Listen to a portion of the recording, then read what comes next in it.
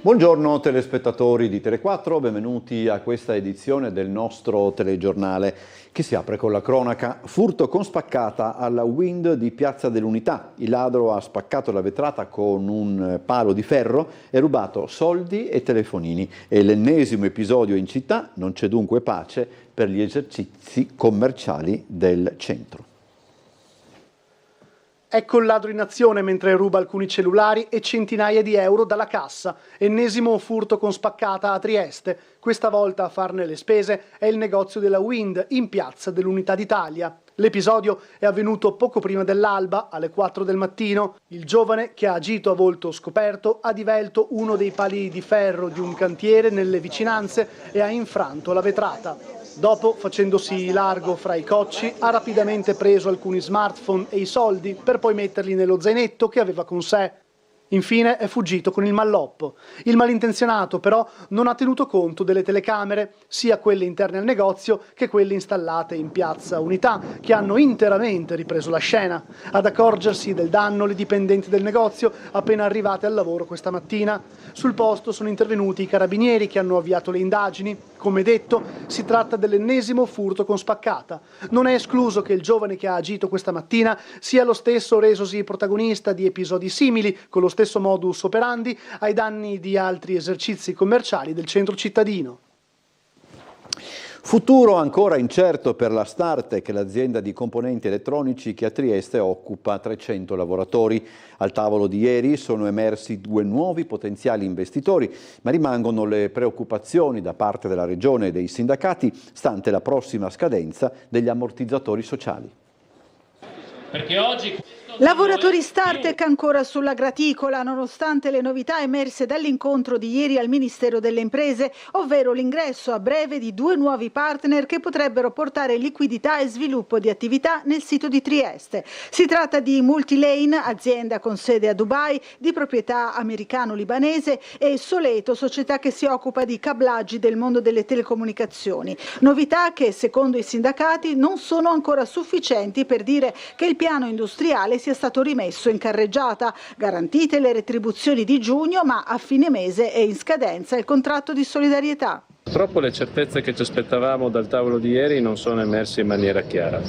Ci sono delle prossime scadenze, come la firma del rinnovo del contratto di solidarietà, che è importante e che noi vogliamo affrontare avendo chiaro un percorso, che è quello di una garanzia di un rilancio del piano industriale. Per questo motivo, insomma, ci aspettiamo che entro la fine del mese di giugno arrivi una conferma sull'ingresso di questi nuovi soci. Se da un lato a parole viene confermato il progetto industriale, dall'altro mancano ancora le certezze più importanti, cioè gli impegni vincolanti da parte degli eventuali investitori privati che dovessero da una parte finanziare, dall'altra addirittura entrare nelle quote societarie, come sembra per il fondo americano Stellex, che sarà in visita dello stabilimento il 22 di giugno. Il Ministero ha ritenuto di aggiornare il tavolo al 7 luglio alle 14 e anche la Regione, presente come sempre al tavolo, chiede maggiori garanzie. In una tempistica che deve garantire, ovviamente, lo diamo per scontato, il minimo, la continuazione del pagamento degli stipendi, anche alla luce del fatto che al 26 di questo mese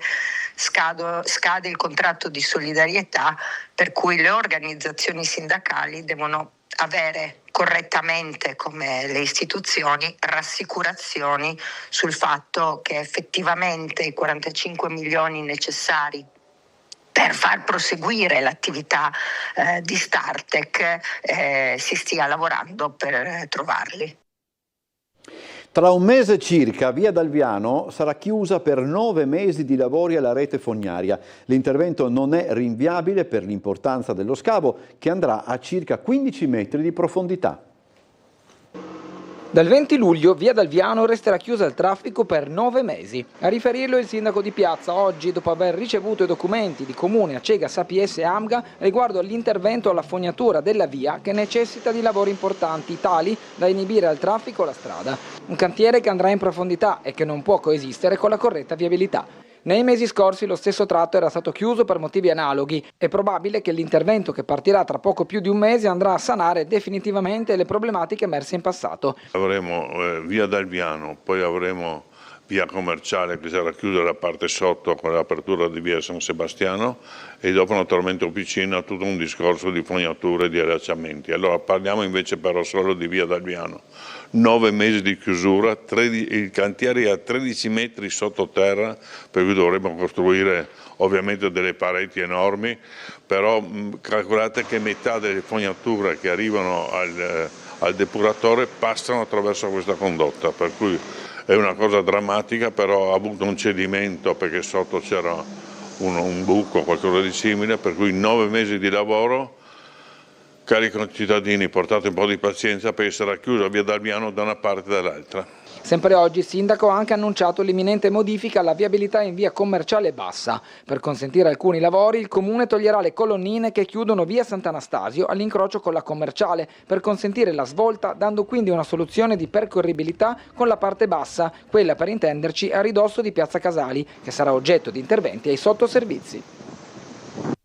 Dopo il chiarimento dagli uffici sul finanziamento per la recinzione di Piazza della Libertà, mai richiesto, il sindaco di Trieste risponde: 1,2 milioni, non mi preoccupa, recupero i soldi.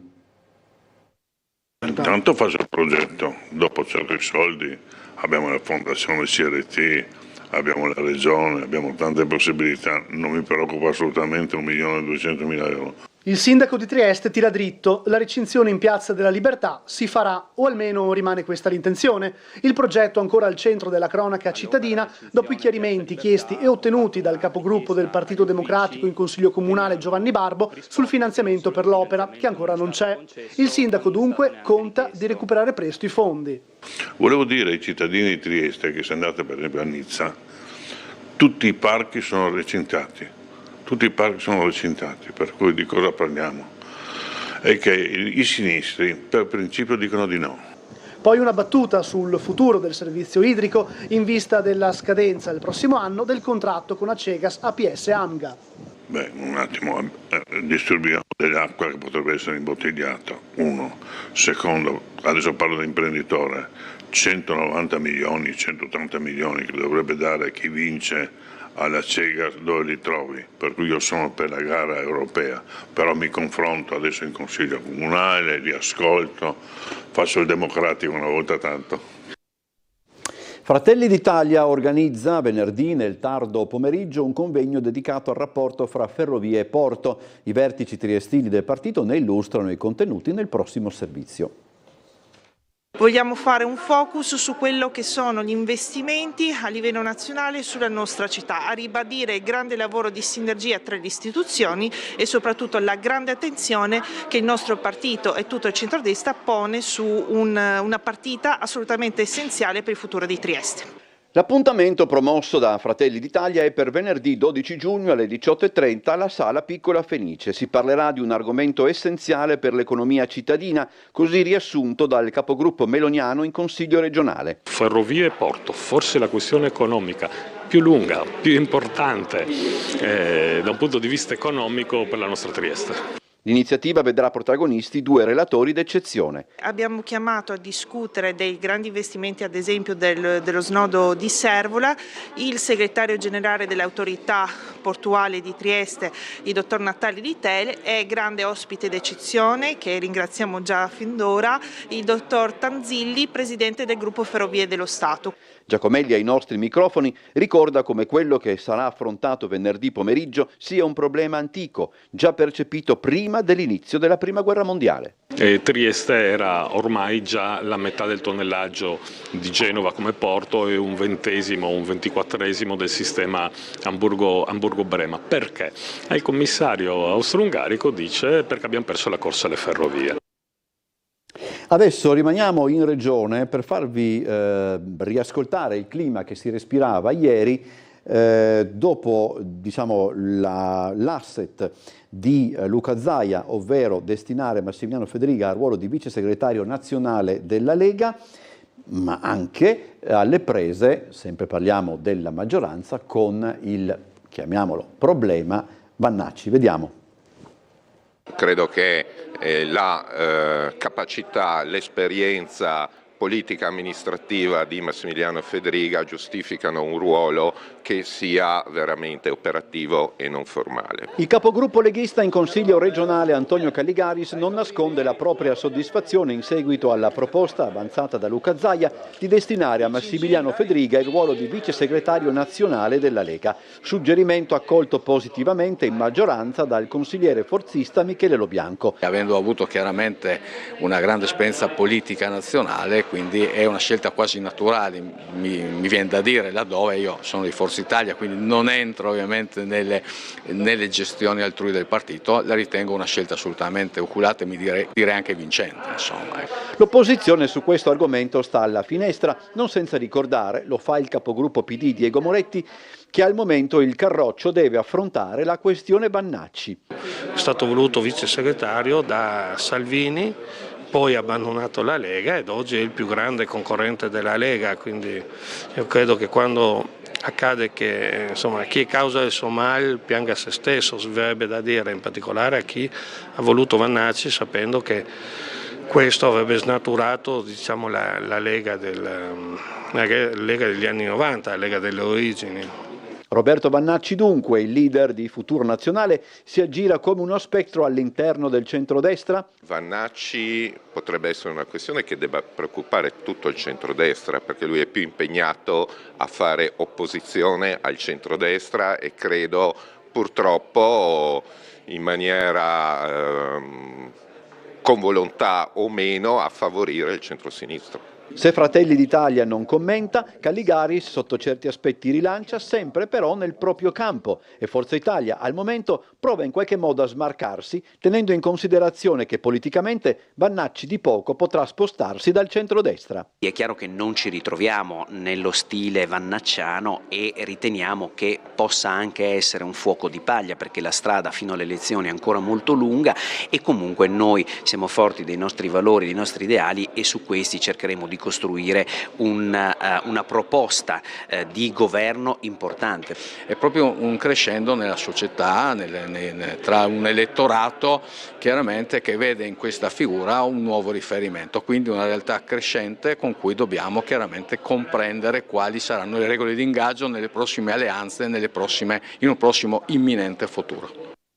Andiamo in pubblicità, poi torniamo con altri servizi, fra cui anche la presentazione della prossima stagione del Teatro Stabile.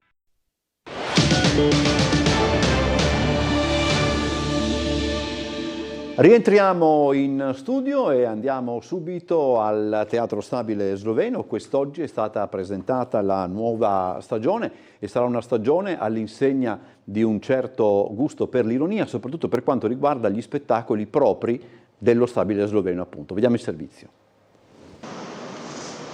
Ogni stagione del Teatro Stabile Sloveno è caratterizzata da un titolo. Quella che prenderà il via il 2 ottobre con Rumori fuori scena si chiamerà L'Albero della Vita e sarà la prima interamente preparata dal nuovo direttore Nina Ukmar. La stagione si chiama L'Albero della Vita, così parliamo di vita, di amici, di famiglie.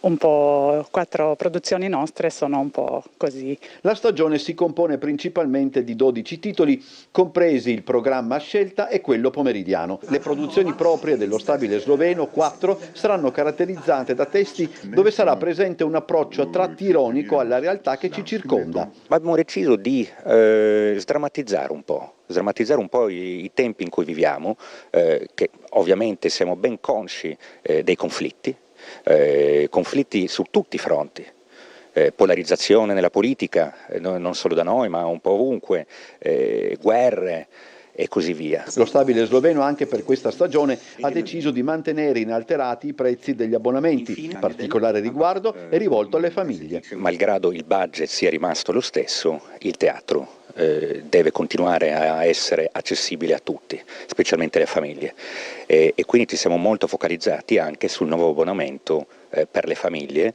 che avrà molti più spettacoli e molto più ricercati rispetto all'anno scorso. Questa stagione infine amplierà di molto il ruolo stesso del teatro, che ospiterà una serie di iniziative al di fuori del cartellone destinate appunto a dare nuova vita all'edificio di Via Petronio. Ospite ieri dell'anteprima del telegiornale delle 13:20, l'assessore comunale all'educazione Maurizio De Blasio ha illustrato un emendamento passato in Consiglio Comunale a favore di chi non sia riuscito ad iscrivere i propri figli ai centri estivi comunali, ma ha anche messo in guardia le scuole da una truffa a loro danno. Il penultimo giorno di scuola ieri ha coinciso con il passaggio in Consiglio Comunale di un emendamento voluto da Fratelli d'Italia dedicato alle famiglie che per i propri figli non siano riuscite a trovare un posto nei centri estivi comunali.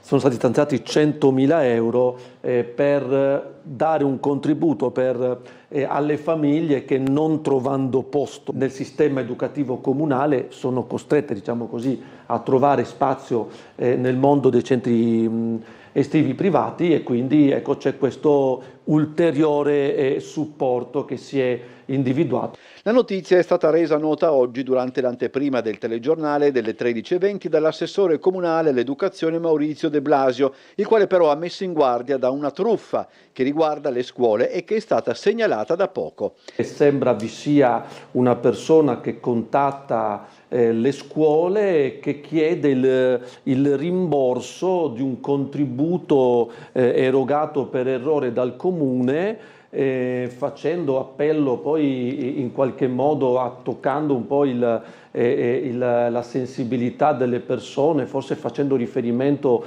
non ho ben compreso, a dipendenti che hanno sbagliato, quindi anche cercando un po' l'emotività. Ecco. De Blasio ricorda che tutta la comunicazione ufficiale che intercorre fra il comune e le scuole avviene attraverso lettera o altro tipo di comunicazione, ma soprattutto attraverso personale identificabile e rintracciabile e non attraverso una telefonata. Nel caso questo accadesse, io credo sia opportuno che chi ritiene di essere stato vittima o di essere vittima di una richiesta di questo tipo avvisi subito la polizia locale o chiami gli uffici preposti del comune.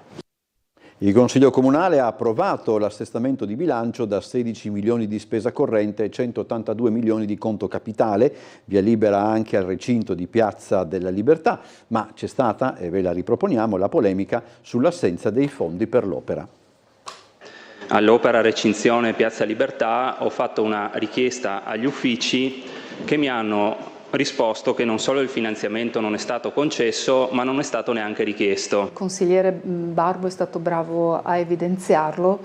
Avevamo notato che se andavamo a cercare informazioni rispetto all'annunciata recinzione di Piazza della Libertà, non trovavamo alcuna informazione né sul progetto né sullo stanziamento. Loro hanno fatto una battaglia contro la chiusura di Piazza Libertà e si concentrano poi su un argomento lasciando altro. Allora io volevo sottolineare a tutti quanti che aver votato ieri questo assestamento non è cosa da poco, perché il limite massimo era il 31 luglio, quindi siamo quasi di 2 mesi in anticipo. Questo cosa vuol dire? Vuol dire che in realtà si ha la possibilità di spendere prima i soldini.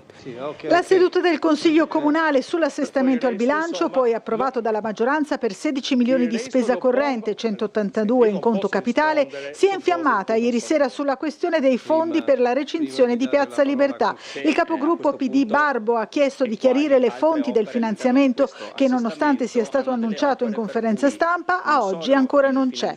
Dopo una lunga sospensione dei lavori è arrivato il chiarimento dai dirigenti. I fondi effettivamente non sono ancora stati richiesti alla Regione, ma ciò non impedisce all'amministrazione di inserire comunque la spesa in assestamento. Mi vengano a raccontare che mettendo dei cancelli si ferma la rotta balcanica, signori, infatti l'ho esplicitamente detto, ditemi perché ci credete. Abbiamo scoperto Barbo da una parte che il finanziamento non era stato minimamente nemmeno richiesto e io ho chiuso con l'informazione e certo non lo possono richiedere perché il bando quest'anno non è stato ancora definito. Tante volte non si ha la percezione di cosa vuol dire, e questo l'ho detto in consiglio più volte, cosa vuol dire avere un bilancio virtuoso. No? In tanti comuni d'Italia, tantissimi, i bilanci sono in rosso, non si riesce, si corre sempre dietro, il bilancio non si fa a dicembre, no, invece noi abbiamo la fortuna di aver pagato più di qualche debito, che si aveva, quindi in realtà si è riusciti a tirar fuori, no? Quindi si guadagna gli interessi che si pagavano, non si paga più. È un bilancio assolutamente virtuoso e se si riesce a fare quello che siamo riusciti ieri, quindi portare con 2 mesi d'anticipo quel che è la possibilità ai vari settori di spendere soldi, è qualcosa di grandioso. Allora, c'è stato questa mattina il rapporto di Banca Italia sullo stato dell'economia in Friuli Venezia Giulia e dal rapporto insomma sono usciti esiti abbastanza positivi, ma Laura Bucarella ha seguito la conferenza stampa ed è pronto il servizio. Cresce ancora l'economia del Friuli Venezia Giulia nonostante le tensioni commerciali provocate dai dazi americani e l'incertezza geopolitica. Nel 2025 il PIL regionale è aumentato dello 0,7%, ma la crescita è inferiore all'1% dell'anno precedente. È quanto emerge dal rapporto L'economia del Friuli Venezia Giulia presentata oggi a Trieste dalla Banca d'Italia. Il complesso positivo che è quello di una lieve crescita del prodotto regionale, 0,7%, abbiamo stimato, l'anno scorso era stato 1%, è un dato leggermente superiore a quello nazionale che è 0,5%. L'altro aspetto positivo è la ripresa del settore manifatturiero che invece nei 2 anni precedenti era stato connotato da un calo del valore aggiunto e un calo anche dell'export, quindi abbiamo anche una ripresa, una crescita delle esportazioni dell'1,9% in termini reali al netto della cantieristica che noi tendiamo a escludere perché ha delle fluttuazioni, cicli produttivi pluriennali che rendono un po' più complicata l'analisi. Banca Italia fotografa un'attività economica sostenuta soprattutto dalla domanda estera e dalla spesa pubblica, in particolare quella destinata agli investimenti, più 27,2%. Anche i redditi e i consumi delle famiglie sono cresciuti, sebbene in misura modesta, più 0,8%. Positiva la dinamica delle costruzioni. Vola il mercato immobiliare residenziale con transazioni cresciute del 5,7% e i prezzi degli immobili saliti del 4,6%. La movimentazione di merci dei porti di Trieste e Monfalcone è cresciuta dell'1,8%. Mercato del lavoro che tiene su livelli sostanzialmente di disoccupazione frizionale. Nel settore dei servizi la crescita è un po' più eterogenea, il turismo è andato direi molto bene. Il gioco d'azzardo è in forte crescita in Italia e la nostra regione non fa eccezione. Aumentano il giro d'affari, la spesa pro capite e il gioco online che coinvolge e crea dipendenza in modo allarmante soprattutto fra i giovani. Lo dicono i dati di un report di Federconsumatori. Il valore delle somme raccolte nell'arco dell'anno, quindi parliamo del 2025, sono stati di 165,340 miliardi, che sono il 5% in più sull'anno precedente. È la cifra record del giro d'affari legato al gioco d'azzardo in Italia, secondo l'indagine realizzata da Federconsumatori in collaborazione con CGIL e Fondazione Iscon, che traccia un quadro allarmante del fenomeno, con perdite nette per gli italiani di quasi 22 miliardi e una spesa media annua pro capite di oltre 3.200 euro. In Friuli Venezia Giulia la raccolta complessiva ammonta a 2 miliardi e mezzo di euro, oltre 1 miliardo nella sola provincia di Udine, seguita da Pordenone, 596 milioni, Trieste 450 e Gorizia 358. Dovremmo valutare in maniera totale una sorta di bilancio sociale dell'azzardo. Le entrate sono certamente inferiori alle uscite. Pensiamo ai costi sanitari che genera questo tipo di attività, non solo strettamente sanitari, quindi si tratta di verificare che cosa spende lo Stato per curare le dipendenze, che cosa spende lo Stato per favorire comunque aiuti ai bisognosi e anche a soggetti fragili che vanno in una sorta di impoverimento continuo. Il boom è trainato dall'azzardo online che in Italia ha superato i 100 miliardi con una crescita del 221% rispetto al 2018. Gli utenti online stimati sono 4,8 milioni con una crescita allarmante tra giovani e giovanissimi. La facilità di accesso ai siti web aggira i divieti per i minorenni, avvicinando anche gli adolescenti al gioco patologico. Quindi se non c'è un intervento serio sulla regolamentazione anche della pubblicità, noi non proteggiamo i nostri giovani. Ecco, quindi questo è un altro elemento di riflessione che ci deve vedere tutti quanti interessati e tutti coinvolti. È tutto per questa edizione, vi ricordo l'appuntamento delle 19:30 con il telegiornale della sera, ma anche quello delle 17:55 con Trieste in diretta. Mi è venuto in mente anche che questa sera andrà in onda anche uno speciale che abbiamo registrato durante l'edizione che abbiamo realizzato, durante l'edizione di Mare Nord-Est della scorsa settimana. È tutto, buon proseguimento e più tardi.